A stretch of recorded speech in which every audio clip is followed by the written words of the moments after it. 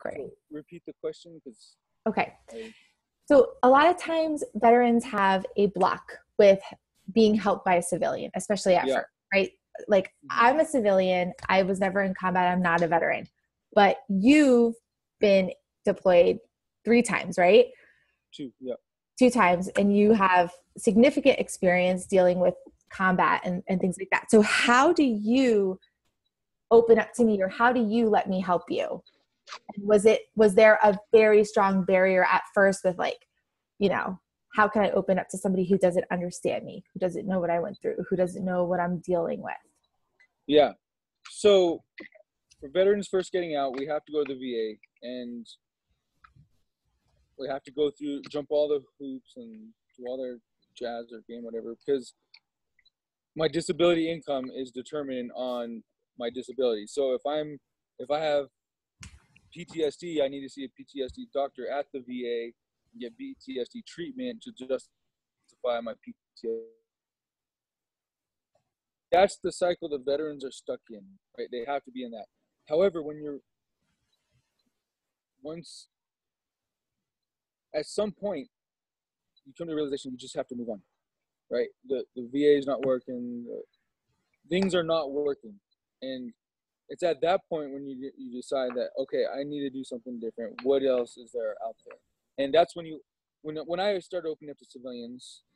Honestly, I've been open up to civilians for a long time, but the thing is like focusing on the here and now. Like I have this specific problem that I need to deal with. How do I deal with this one problem? And the civilian provider and I work on that one problem and we move on. They can get the history like, oh, I'm a veteran, this and that, but we don't need to focus on that. We need to focus on, why am I not sleeping, period. What's the thing that's preventing me from sleeping? What's it preventing me from, eating right, from exercising, from whatever it is, just whatever it is. So there's something inside the veteran that has to, when they come to the realization that, things are not working, what else is there out there? That's when they start becoming more open to the VA. Because as long as they keep that culture that if you're ready for PTSD, you have to keep these meds, you have to go to these doctors and you have to get these meds. It's a waste of time, and it's a waste of money, but it's very evil because a lot of veterans that's their primary source of income, right? A lot of them didn't plan on getting injured or medically separated, so they have to play the game to make the money, to get the money, not make the money, but they've already earned that disability check through their service. But now, how do you move on? Mm-hmm. So what would you recommend if there's a veteran out there who's struggling and they're like, man, something's gotta, like, I have to change something. I have to do something different because I don't want to live like this anymore, right? Mm-hmm. Like kind of like how you were just 2 weeks ago, right? In not such a great place. What would you say, or what advice could you give to a veteran who is in that place just looking for another solution? Do you think that trying EFT, emotional freedom techniques, is a good place to start, or is a good option to consider?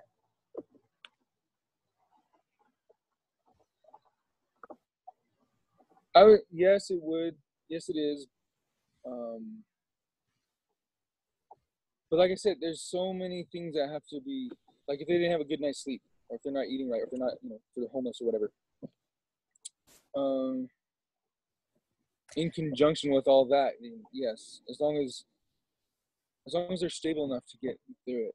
And even if they're not, but then it's like, how am I, if I'm not eating right, or if I'm homeless, how am I going to pay Dawn to do this EFT? Or if I don't have an internet connection or even a phone, or it's like all these things. But if the conditions are right, yeah. So if they're not in like a survival mode. Yes. If they're at a point in their life where they can, be open to receiving the help, maybe. Yeah, when they're stable in their lives, and because for me at least, I know like with the PTSD, there's peaks and valleys, and I call it a roller coaster effect. Because there's some days I'm really high, some days I'm really low. Some days I'm doing perfect, and then boom, something happens, and I'm so deeply depressed and anxious, or angry or whatever, and it's like, how the heck did this happen? So when we first started tapping 2 weeks ago, right? Let's think about the change from 2 weeks ago until today. Do you have those roller coaster days, or have you had those roller coaster days lately? Or has your emotional stability kind of leveled out at a place where you're comfortable and content with? I still have them, but they're not as intense.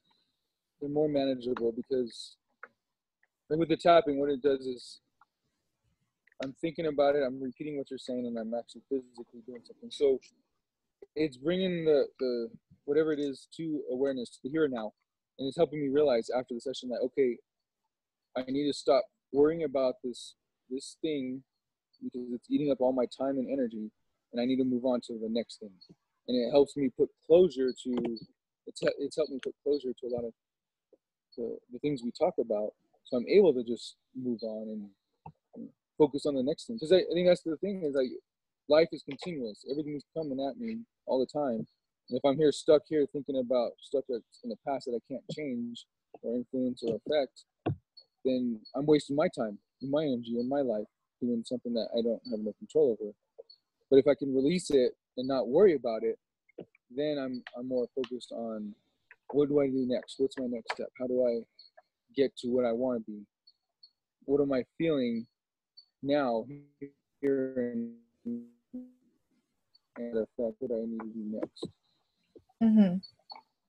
Yes. So yeah, one of the good things about EFT, right, is that it helps you literally get out of your own way. So if you're stuck in that cycle, right, it helps you kind of see things from a different perspective. And like you said, process it, release it, let it go, and then be able to take that next step.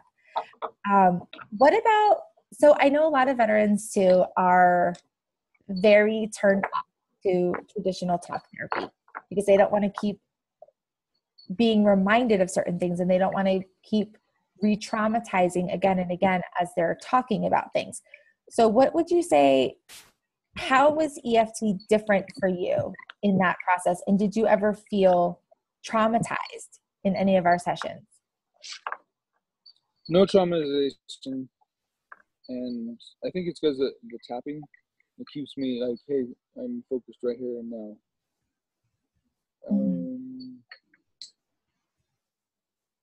And then you were saying about, what was the first part of it? Yeah, just the difference between the talk therapy and EFT. So there's a one-on-one talk therapy, there's group sessions, there's all kinds of talk therapy. Talk therapy is good if you're doing it right and then you're in the right environment. I went trauma talk sessions. I was around Army and Marine combat veterans who were in Iraq and Afghanistan, just like I was. You have to be around your brothers and sisters, the people you're actually in combat. So a female soldier who was in Afghanistan who did a specific job would be different. Like I have a group for traumatic brain injury, so everybody in the group is TBI, male and female, all branches, whatever. And I have other ones that are just combat-related PTSD. Then I have others that are whatever categories. And that's the thing, you just got to find with talk therapy, you just find the one that you're compatible with. But like everything else, it's just one tool in your toolbox. You can't just put your whole focus on, I'm going to go to this group therapy at Tuesday at 10 a.m. and that's going to solve all my problems for the month. No, it's just an ongoing, like a maintenance, preventive maintenance. And that's what EFT is, I think. Well, I don't think, well, I think EFT is, I don't think it's preventative maintenance. I think talk therapy and stuff like that is preventative maintenance. But like EFT is, it focuses down on one emotion that's bothering you, or one incident, or one event that's got you stuck. And it helps you release it and process it. And a lot of the releasing and processing happens in the next 48 hours after the session. So it's not something like I'm going to tap and then, oh yeah, I just this is how it is. Mm-hmm. Or I'm cured, I'm fixed. No, it's something that you have to take a couple days. Do you feel like after each of our sessions, it took you a couple days to really let your body let it go? A couple hours after the session, I was drained, tired. But you just go get a good meal, have a rest, take a nap, Mm-hmm. do what you gotta do, and then afterwards I felt fine. That's good. What happened to your physical pain as we were working with EFT throughout the last 2 weeks? It disseminated. So it was less intense, and it just decreased and kind of, like you said, one specific pain in my stomach. It was kind of smaller pains, but it like spread out across my belly instead of like focused in one specific area. And then over time, it just decreased. Mm-hmm. How long have you had that pain in your stomach? And now I'm just focused on, want to hear now? Mm-hmm. Years. Well, I've been having this problem since I got back from Iraq, but it's just hard to identify, when you're on all these 24 different meds, and when your food allergies and, anything else life throws at you, it's hard to identify and figure it out. But when you listen to your emotions and figure out, why do I feel angry about this, or why do I feel anxious about that, or why do I feel depressed about it, you just focus on that one feeling and that emotion, and and that's how it helps with the process and releasing that pain. Mm-hmm. So if you could tell everybody in like 2 to 3 sentences your experience with EFT, what would you say? It's definitely something you need to try. It's a combination of mental, physical, spiritual. It's not one sole realm, if that makes sense. Mm-hmm. It's because you're tapping the meridian points, but you're also verbalizing, just like talk therapy, and you're also processing from a different perspective. So I think this helps. I think there's something there, and I'm sure you have all the research and all that stuff, but from my perspective, it's something I've never done before, but it's something that I've found benefit. Mm-hmm. Awesome. Do you have anything else you want to say or share? Yeah, so I was talking about earlier about I forgot what I said, like the ongoing treatment, like preventative maintenance. But like with EFT, is it ongoing? Is it, do you just deal with one emotion, or do you, is it like how many sessions afterwards? Okay. So you're asking me a question? Yeah. Okay.